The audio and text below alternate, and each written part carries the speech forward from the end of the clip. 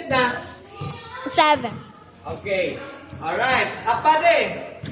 Guys, this time matututunan natin ang isang senaryo na kung saan in order of priority ang susundan sa administration ng penalty. Kung alin ang mauna, siya ang unang i-administer o siya ang ika-cancel. Siya ang i-offset. Yung huli, siya ang huling i-administer sa senaryong ito. Kasi sa senaryong ito, mayroong technical ang Team A, may technical ang Team B. Pero sa parehas na technical na magkatunggaling koponan, hindi po yun ang ika-cancel na penalize or penalty na free throw. Record, pero this time, matututunan nyo yan, no? Hindi po yung parehas na technical ang ika-cancel. And then this time, dahil in order of priority bakit in order of priority ng pangyayari ang pag-administer? Excuse me. Kasi po, ang nangyari ay successful shot. Hindi ka naman kasi pwede mag-resumption sa laro na hindi bola ng nasyutan. Dapat bola ng non-scoring team. Hindi ka pwede mag-resumption ng laro dito sa last free throw para mag-rebound sila para ma-determine kung kanino ang direction of play. Hindi po yon. So this time, dahil successful shot ang nangyari, bola ng nasyutan. Direction of play, bola na ng non-scoring team, yung nasyutan. Dahil successful shot. At dahil sa successful shot, order of occurred. Unang nangyari, siya ang una na dapat ipatupad. Yung huli pang huli. So, magbigay ako senaryo mga kapatid sa pananampalataya. Nakita na yung mukha ko? Ganito ang senaryo. Si A1, attempt shot for a goal, acom shooting, successful, yung tira. Sumabit ngayon si B1. Illegal contact to the hands. Excuse me. Sa pagbaba ni A1, nagalit si A1. Sino yung foul? Si B1. Nagalit si A1. Ngayon, nag-fighting stance si A1 against to B1, yung naka-foul sa kanya. Nag-fighting stance. So, na-technical ngayon ng referee si A1. Sayang dahil sa emosyon. Imbis may free throw ang Team A na si A1, ngayon, na-technical din si A1 for fighting stance against to B1, yung naka-foul sa kanya. At kalaunan, yung head coach naman ng Team B, nagalit. Mayroong language, verbal abuse, o sabihin natin gesture, taunting, whatever, basta sa assess na referee, na technical din yung head coach ng Team B, mga kapatid sa pananampalataya. Now, ano ang resumption? Ano ang interpretation, mga kapatid? Okay? Yan. So now, ang interpretation niya, mga kapatid, i-basket nyo yung tira ni A1, basket, and then, yung technical kay A1, at bonus shot ni A1 dapat na may free throw siya dahil acom shooting si A1, yung technical sa kanya na mag-free throw, sana ang Team B, mamimili si head coach kung sino ba free throw, hindi na po yan mangyayari. Kasi ika-cancel natin yung bonus shot ni A1 na free throw at free throw para sa Team B na non-technical si A1. Cancel yon. Ano yung kinakancel? Yung free throw. Pero i-record yun sa score sheet. So, Teacher Ribe, may natitira pa yung pag-technical sa head coach ng Team B. Ang galing mo! Tama! Yung natitira na na-technical si Team B head coach ang i-administer. Sa madaling salita, may one free throw para sa koponan ng Team A, no lineup, no jumpers, bola ng Team B. Bakit bola ng Team B? Tulad na sinabi ko, successful shot kasi yung tira ni Team A. At dahil sa successful shot na yan, magiging order of occurred ang judgment, mga kapatid. Ang resumption, ang interpretation. Kung anong nauna, siya unahin, maging sa cancellation. Alright? So, ano ang nahuli? Yung pag-technical kay head coach. Kaya, may free throw ang Team A, mamimili si head coach ng Team A ng 1 free throw. No lineup, bola na ng Team B. So, gawa natin ng scenario o action o mechanics sa spot na scenario ma-up to the reporting to the tables committee. Nak, whole body. Whole body. Okay. Ikaw yung referee. Ikaw yung referee, ano? Ikaw yung active referee. Tama? Ito yung scenario. Ako. Hindi ka kasali, taga-video ka lang. Ako yung active referee, Ako. Nasa spot pa lang sa pangyayari. Yiwan! Illegal contact to the hand. Okay, sabi mo na lang. Yiwan, goal! N1. Nakita na kayo pa ito? N1. Or, nakadidmul ka. Didmul, nakadidmul, officiating ka pa rin. Nakita mo, si A1 nagalit. May fighting stance si A1.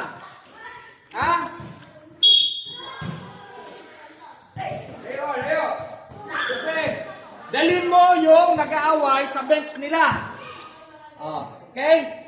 Tapos, pag nailayo mo na, napasify mo na, at possible na wala ng komosyon, yung kasama mo ng referee dapat tumutulong din.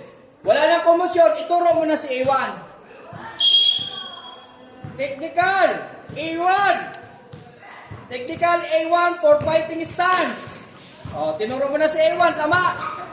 Ngayon, yung head coach ng Team B nagagalit, nagmumura, shouting, gesture, bad language. Ngayon, yung isa naman, kay head coach. Okay, head coach. Head coach, okay na.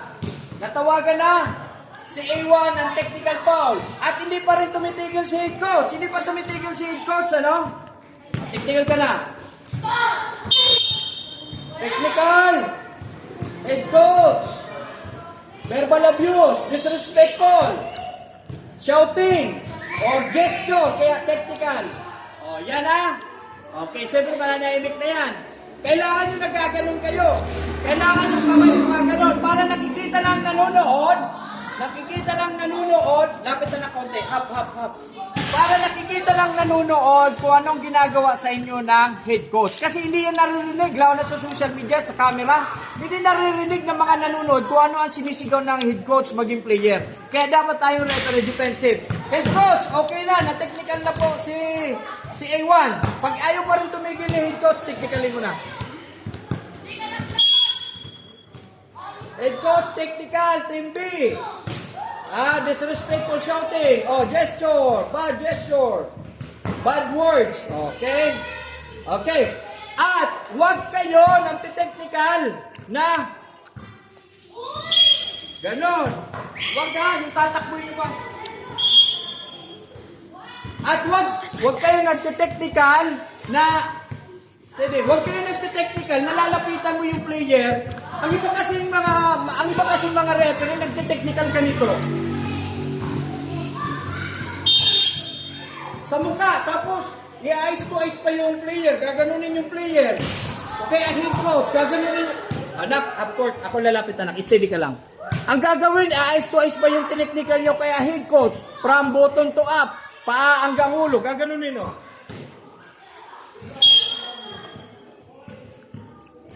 Huwag ganon, kasi para kang nagamunang haway. May mga ganyang referee, parang gusto na makipag-away sa player. Dapat simplihan lang. Simple lang. Pag may distansya na, 2 meters, 3 meters, technically. In the rightful way. Sa magalang pa rin na pamaraan. Ganun dapat. Dapat sila yung may konsensya. Ilang minuto na, anak? 9:24. 9:25. 9:54. Okay, go. So ngayon, okay na, di ba? Okay na yung sa spot. Yung pangyayari mismo. Whole body na, whole body. Okay, magre-report na ako,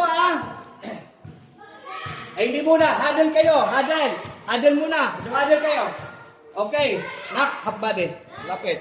Para marinig ako. Huddle kayo. Partner, yung scenario, no? Sabi ni Eric Anyonibo and then Rogin Asio. Shout out kay Eric Anyonibo, Rogin Asio. Nasa scenario to ng EBM GC. Okay. Guys, ganito ang scenario, no? Oh, dito, applicable dito ang order of priority dahil successful shot yung tera. Hindi tayo dito pwede mag-resumption ng laro. Lapit-lapit ka, anak. Kikita yung mukha ko. Hindi tayo partner dito mag-resumption ng laro sa pamamagitan ng last free throw na magre-rebound sila. Kung kaya, ang gagawin natin dito, Article 42-6, kung ano yung nauna, siya ang ipag-o-offset natin or ika-cancel sa i-administer natin ng free throw. Ang tanguli natin i-administer dito yung free throw para sa Team A na nanatechnical yung head coach ng Team B. Kasi successful shot yung tera ni A1. Kaya bula na ng Team B. Backward to front court, 24 second shot clock. Very clear, under Article 42-6. Ulitin ko kasi, wag ganun, pinapaliwanag ko lang dito. Okay na sila. O, report na Kasi, okay. Report. O, whole body na. Okay, report. O. Team A dito, Team B. Tama? Whole body na. O, di harap lang ako na. Okay, ito na. Team A, Team B. Nakita whole body? Okay. Team A, Team B, Okay muna, report. Foul muna. Team B. Number 1. Illegal contact to the hands. Team B. O Team A. Team A. Technical foul. O, 1 muna. Kasi, foul, nature, number, tapos nature, and then direction of play. Ganun na reporting, di ba? Okay. Ulitin na lang natin. Ulitin na. Okay. Infraction, number, tapos nature, tapos direction of play. Ganun report. Okay, go.